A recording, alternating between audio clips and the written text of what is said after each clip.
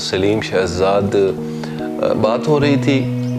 میں نے اپنی بات کا اختتام کیا تھا کہ جہاں میں اسلام آباد آ گیا.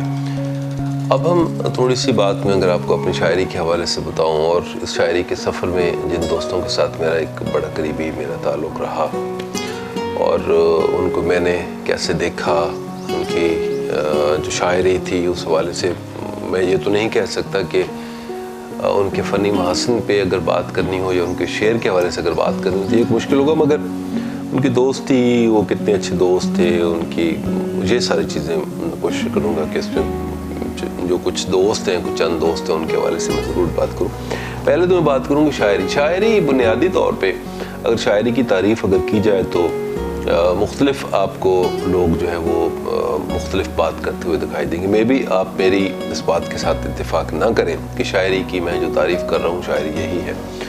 میں یہ ذاتی طور پہ سمجھتا ہوں کہ شاعری بنیادی طور پہ آپ کے وہ زندگی کے یہ معاملات ہیں کہ جو آپ کی عملی زندگی میں فلفل جنہیں آپ نہیں کر سکتے، تو فل ان دی بلینکس کے طور پہ آپ نے ان کو مکمل کسی نہ کسی شکل میں اپنے ان خوابوں کو پورا ہوتے ہوئے دیکھنا ہوتا ہے. میں بھی وہ فزیکلی نہ ہو رہے ہوں مگر کم از کم شعر میں آپ اپنے آپ کو دہرا کے یا اپنی اس بات کو دوبارہ یاد کر کے تو اپنے آپ کو جو ایک مطمئن کر سکتے ہیں، تھوڑی دیر کے لیے کم از کم آپ سیٹسفائیڈ ہو جاتے ہیں. میں نے پہلے جیسے کہ بات کی کہ ہو سکتا ہے کہ جو بات میں کر رہا ہوں میرے جیسے بہت سارے دوست اس اذیت سے اس چیز سے گزر رہے ہوں. سو دیٹ کیونکہ میرا بچپن جیسے میں نے آپ کو بتایا تو ایک دور افتادہ ایک ایسے گاؤں میں گزرا کہ جہاں پہ ریت ہی تھی اور ایک طرف دریائے سندھ تھا، اور دریائے سندھ جب اپنے جون جولائی میں اسپیشلی جب بھرتا تھا تو وہ ہمارے گھروں تک آ جاتا تھا. جہاں میں رہتا تھا کچے گھر تھے مٹی کے بنے ہوئے، قریب میں کچھ کھجوروں کے درخت ہوا کرتے تھے. ان گھروں میں پانی ہمارے گھروں میں گھس آتا تھا. پانی جب گھروں میں گھستا تھا ہماری بہت ساری قیمتی اور بہت ساری جن کے ساتھ ہماری افیکشن، ایک محبت، ایک جڑت ہوتی تھی، جن چیزوں کے ساتھ وہ پانی اپنے ساتھ بہا کے لے جاتا.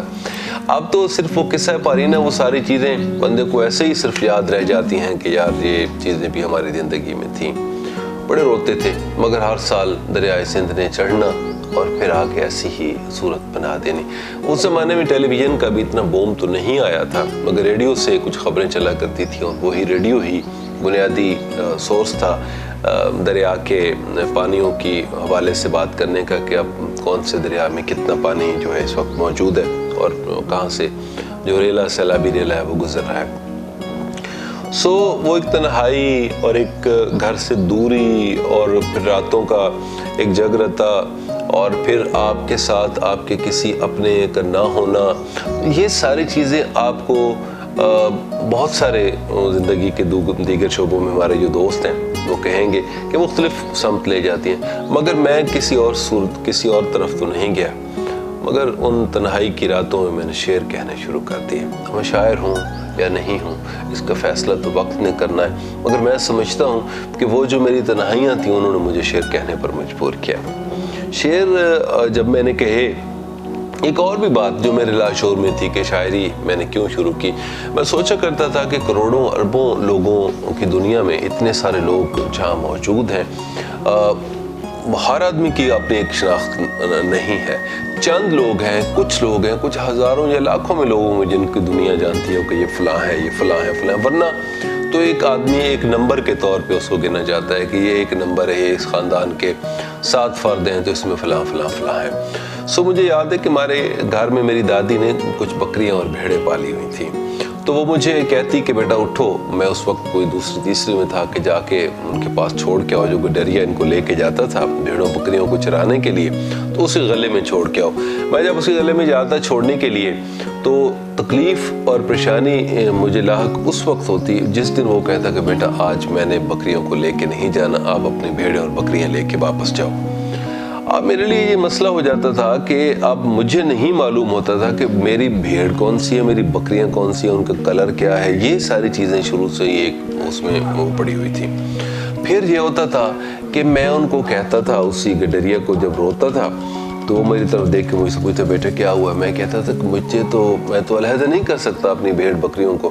تو وہ کہتا تھا بیٹا اس میں رونے والی کیا بات ہے، میں 1 منٹ میں آپ کو علیحدہ کر دیتا ہوں. تو وہ ایک لاٹ سی لے کے، چھڑی سی لے کے اس کے اوپر یوں ایک مخصوص اس کی آواز سی، اس ساؤنڈ کے ساتھ تو بھیڑیں میری اور بکریاں الگ ہو جاتی تھی، میں ان کو لے کے گھر آ جاتا تھا. وہ ایک شاید میرے لاشعور میں پڑی ہوئی ایک چیز تھی کہ دیکھیں ایک بندہ ہے جو اتنی بھیڑیوں بکریوں کو جانتا ہے، ایک ایک کے بارے میں اس کو معلوم ہے، تو کیا میں بھی اس دنیا کے اس غلے میں جہاں پہ اتنے انسان موجود ہیں اسی طرح موجود ہوں، اور مجھے کوئی جاننے والا نہیں سوائے ایک اللہ کی ذات کے. اللہ جانتا ہے مجھے، یا میرے گھر والے مجھے جانتے ہیں، باقی تو مجھے کوئی بھی نہیں جانتا.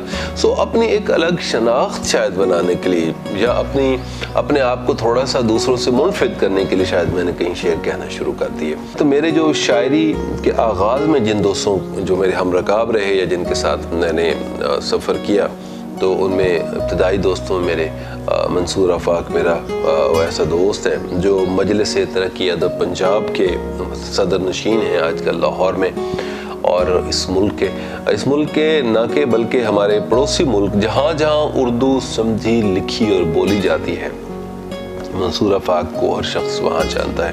اور اگر پاکستان کے جو بڑے 7 8 10 شاعروں کا اگر ذکر کیا جائے تو ان میں منصور آفاق شامل ہوگا. منصور آفاق کی ابتدا سے ہی ایک ایسا متحرک نوجوان تھا، ایک ایسا متحرک شاعر تھا کہ ابتدا سے ہی اس نے اپنی شاعری کا جو ایک پیٹرن تھا، اس نے اسلوبیاتی جو تجربے تھے اسی زمانے میں شروع کر دیے تھے جب ہم شاعری کی ابھی ابتدائی ہم کر رہے تھے.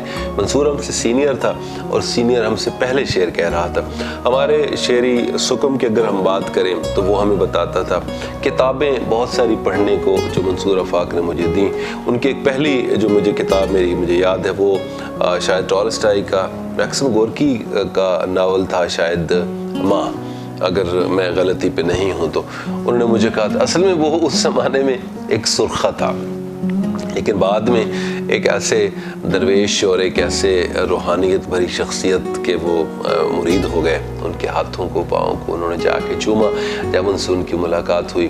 اب بھی وہ اپنے پیر مرشد کا ذکر بڑی محبت اور عقیدت سے کرتے ہیں کہ جنہوں نے ان کو اس راستے پہ لایا. تو وہ ابتدائی دوست تھے، ان سے ہم نے شاعری کے بہت سارے اسرار و رموز سیکھے. شعر میں جو سکم ہے یا جو چیزیں ہیں ان کو بہتر کرنے کی ہم نے کوشش کی.